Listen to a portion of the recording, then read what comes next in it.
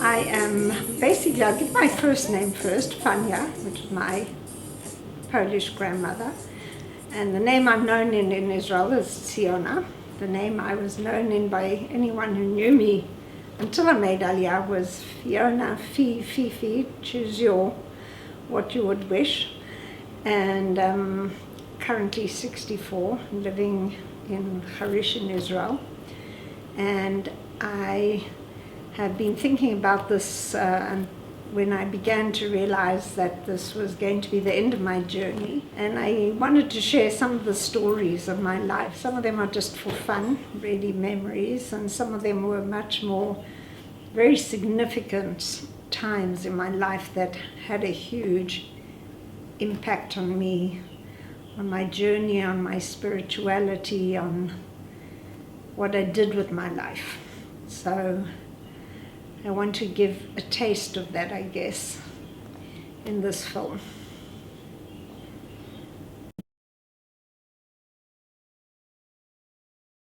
I was born in Salisbury, Rhodesia in 1961. And I lived there for 12 years, and I had a very, very wonderful childhood. And I think I was very fortunate. So there's some interesting things. My parents were I was first generation on both sides. Both of my parents came from Europe. There were many incredible values that I got from my parents. They were very wonderful employers. They were generous, they were kind. They were very involved in community affairs. My father was involved in the Chevra Kadisha, which was of course a volunteer organization in the shul.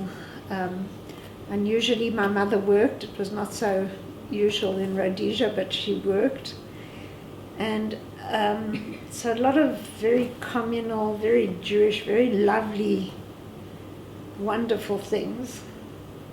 And the other huge part of my childhood was youth movements, which I started going to when I was 8. In those days it was Habonim. I switched later on in life, but at that stage it was Habonim, and I think I went the first day I possibly could when I was 8 because I loved it. I've always loved being around people, doing things, interacting, just being the joy of my life always. And it was a huge part of my life. And I went to every camp and go away thing that I could go to. And there was something very much, and I think it's been a theme running through my life of loving being in kind of groups, communities. It's just always enriched me. It's been very good fun for me.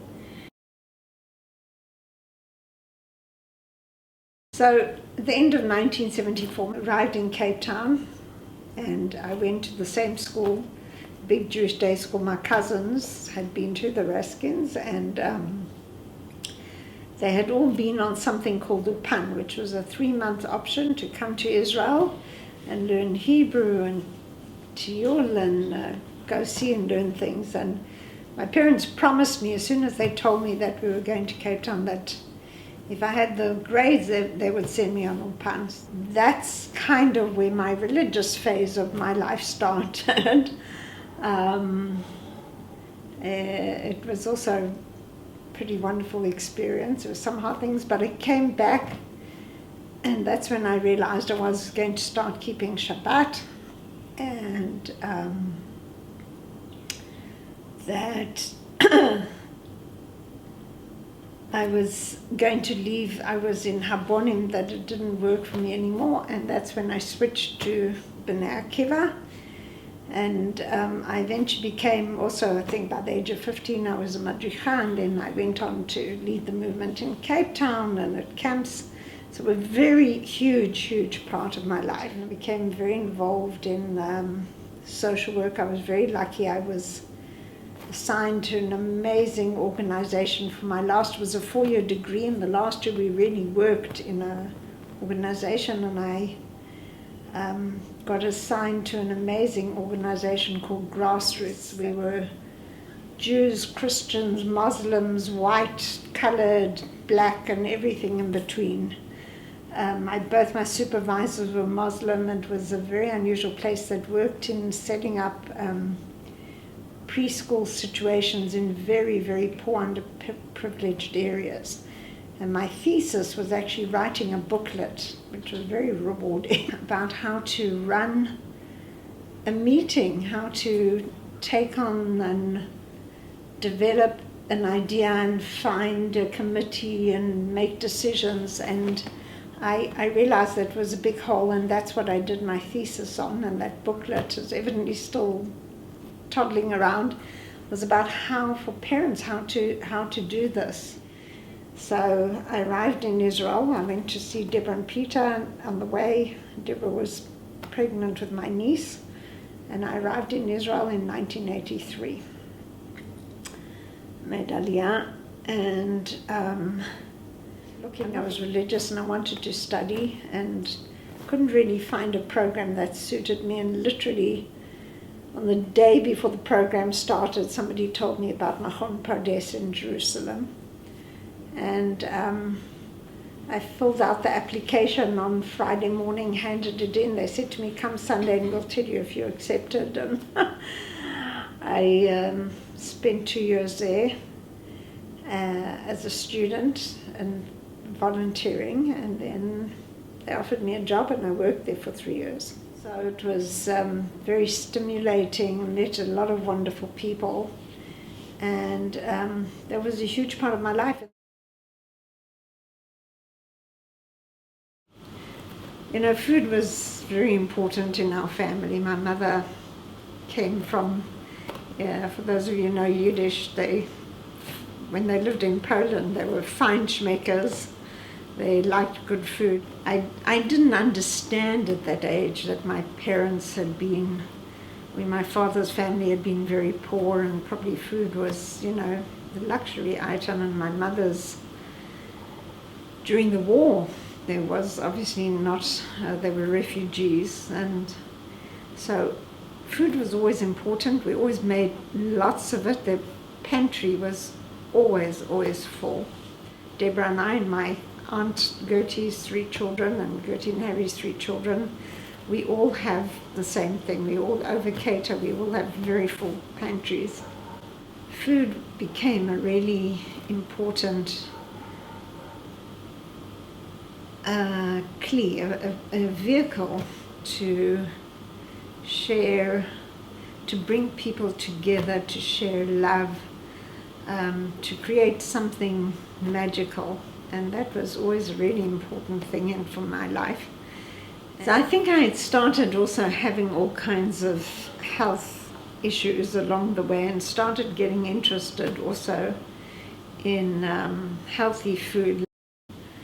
I landed up getting a job as a chef, the main chef of Alumot. One of the big things was interacting with the people, going above and beyond. It was somebody's birthday, making something special, sitting with the guests at the meals, creating beautiful displays. I just had a knack for it. It was wonderful. You just put a few cardboard boxes, a few beautiful tablecloths, flowers, and make sure that every dish was beautifully decorated before it came out the kitchen. It just makes a huge difference in the way you see it and experience it. It was creating an atmosphere and an energy that people could really enjoy, and something magical would start happening. It's always been a purpose in my life for me, this. It's been one of the vehicles and one of the purposes in my life. It's not just about the food. It's fun having nice food, but it's not that I'm a, total foodie and eating it. It's not that. It's more about, yes, nice food, but creating the magic that happens when you bring people together and you care and you share, and something wonderful happens.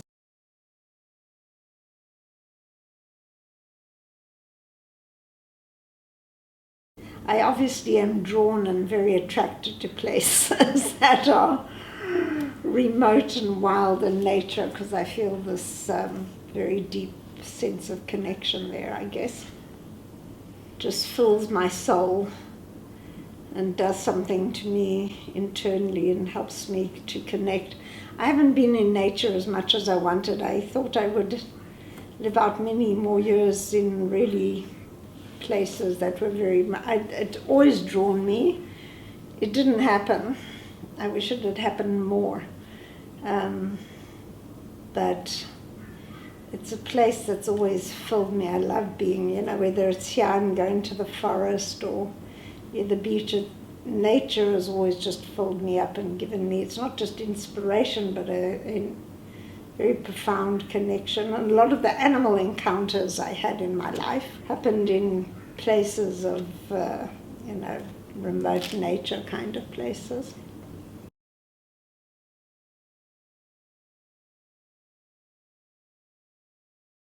I know that one of the things that has given me huge meaning and huge purpose in my life, ever since I was a little girl, is connecting people. It's like being a connector. It's something that it happens for me, and creating spaces where people can connect or feel comfortable in. I love doing that. I've done that in a lot of places I've worked in the States, in Israel, all over. That's like, I'm really good at it. I think a theme throughout my whole life has been community, people, being around people. It's always something, from the time I started youth movements at the age of 8 and was very heavily involved, and came to Israel, and I was in the Pardes community, but there was this huge drive and desire in me always to live in some kind of community. And eventually,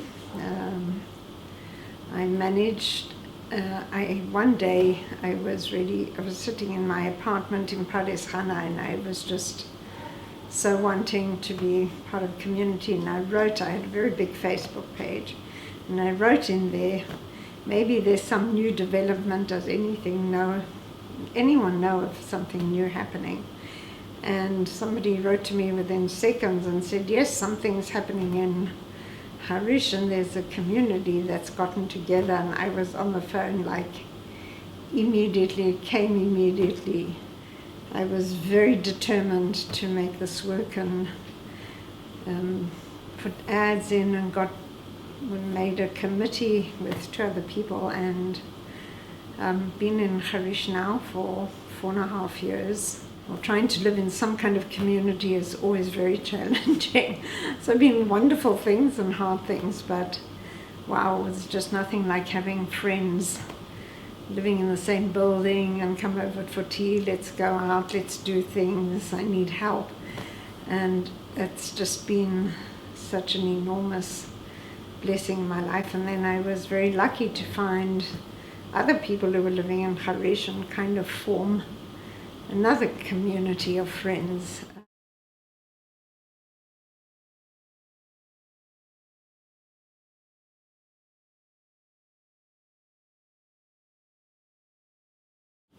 When I was first diagnosed in 2015, I think there were a lot more hope that it wouldn't, I would have long remissions and that things would actually be okay, and it just never worked out like that. I began to not feel well in about March of this year, and as soon as I got the blood results, I actually spent the night on my own. I didn't want to tell any of my friends yet. And I had understood immediately what this meant, but it was challenging at times because there's a lot of pressure from the medical establishment to do more treatments and to go through more things, and I'd been so sick, and I'd felt so sick I just knew I wanted to try and live the rest of my life and feel relatively as decent as I can, and just try and enjoy. When I got diagnosed with leukemia, I phoned Deborah, and which was not an easy call. And she said, should I come? And I said, no, wait a day or two, and then went to the hospital with my friend, with Anna Al, and who's been an angel in my life and been looking after me. I've had a number of friends like this throughout my life, especially in the last many years, who I don't know what I would have done without them.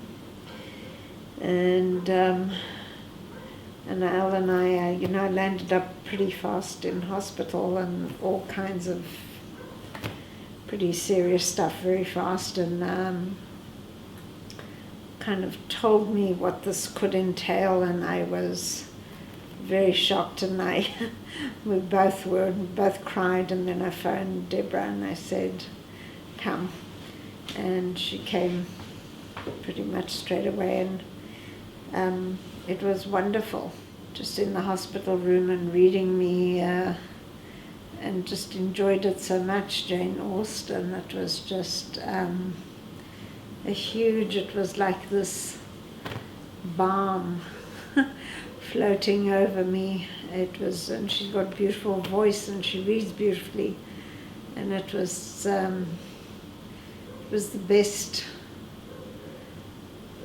I won't say the word medicine, but it was the best thing that could have been. And managed to spend a number of times together in the last few months, and that's been very big thing, very powerful thing. And having her here now is, I don't think I could have managed this last stage really without her. And Leah, of course, came, and Sarah's coming, and it's been a huge, things are getting more complicated now, and it's been, I don't think words can really express it, but I'm very grateful. And you get to a point where your life shrinks, but I try to really enjoy the very small things, going for a walk in the forest here, if I got to the beach, seeing a flower, and my friends and family, and really small things you really do appreciate. And I think that's a very conscious decision. It's a conscious decision each moment to be in a place of positivity, and I'm still interested in my friends' lives and what's happening with them, and enjoy small things and community, drawing. So, and I'm very lucky. I have this circle of friends that I created, and had wonderful things here that were really magical evenings, many of them. So I feel very at peace about my decision. It was my decision not to do any kind of very invasive treatments now. I feel very, very at peace that I've done the right thing for me, that my life on earth has come to an end. And there are times I'm scared, there are times I'm lonely, that not all, roses, but I choose as much as I can to make it a positive and loving experience for myself and for everyone around me. And I feel a sense of peace that this will be the end. So you've possibly made it to the end of this video. And wherever you're watching it, or with whomever, I hope that you remember hope you remember me with funness and smiles, and that can translate into your life and bring, I think, spreading goodness and laughter and love is just one of the most important things in this world, especially times are hard for a lot of people and a lot of things, and so I hope that you're watching this and you can laugh. I know a lot of people will be sad, but I hope you can laugh and remember the good things, and that I love to dance. I wish I'd dance more, but I love to dance. I do dance quite a lot, and to sing and to enjoy nature and do things. So I encourage you to do all those things and bring laughter into your life and love into your life. And think of me with joy and laughter and love. Really wanna see